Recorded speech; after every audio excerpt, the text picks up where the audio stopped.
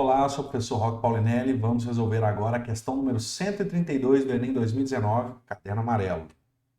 Quando se considera a extrema velocidade com que a luz se espalha por todos os lados e que, quando vem de diferentes lugares, mesmo totalmente opostos, os raios luminosos se atravessam uns aos outros sem se espalharem, compreende-se que, quando vemos um objeto luminoso, isso não poderia ocorrer pelo transporte de uma matéria que venha do objeto até nós, como uma flecha ou bala atravessa o ar, pois certamente isso repugna bastante a essas duas propriedades da luz, principalmente a última.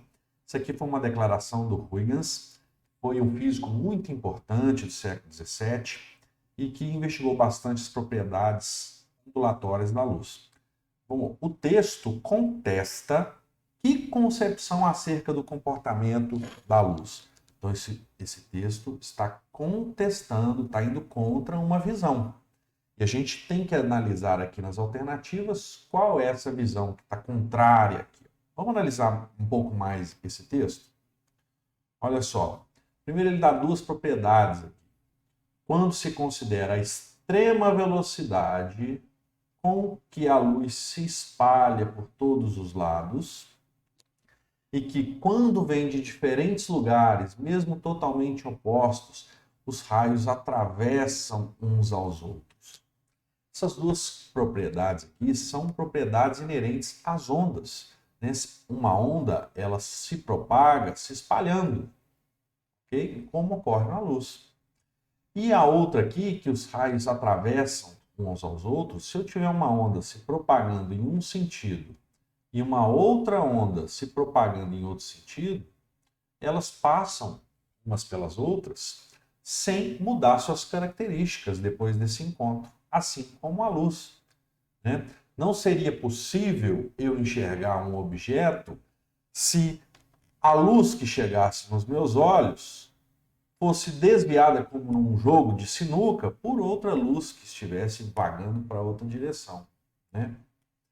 Então, ele está contestando aqui, gente, está indo contra a visão de que a luz poderia ocorrer por transporte de uma matéria que venha do objeto até nós. Ó. A própria questão já está nos mostrando qual que é a alternativa aqui. Então vamos ler todas as alternativas. Ó, o texto contesta que concepção acerca do comportamento da luz. Letra A. O entendimento de que a luz precisa de um meio de propagação difundido pelos defensores da existência do éter.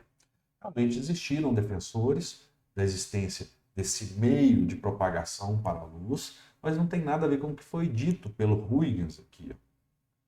Bom, então, nada a ver com o meio de propagação. Beleza, vamos riscar essa. Letra B.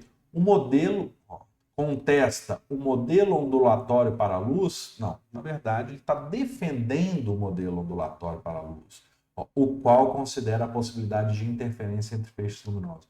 Não, ele não está contestando isso, ele está defendendo esse ponto de vista. Letra C.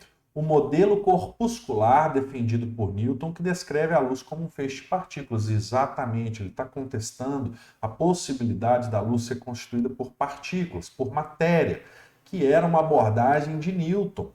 Né? É exatamente essa opção.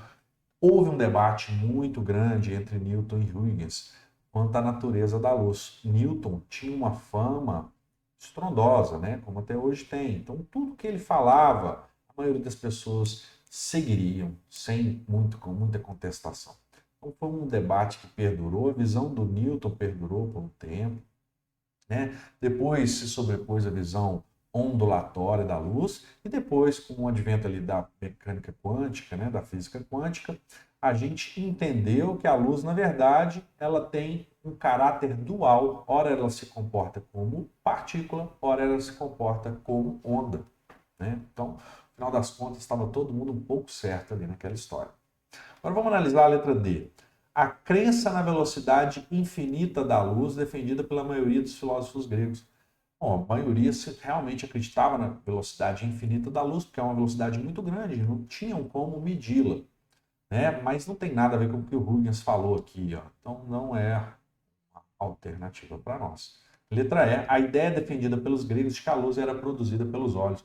Realmente o pessoal acreditava que não era a luz que entrava nos olhos, mas era algo que saía dos olhos, tateando, né? Como se fosse assim, o raio-x do super-homem. Antigamente, pelo menos, se retratava o raio-x como algo que saía dos olhos do super-homem. Mas não, o texto não fala nada disso, né? Então, alternativa C, uma questão aí de história da ciência, né? História da física, muito interessante. Espero que tenha ficado claro aí para vocês. Um abraço, até mais.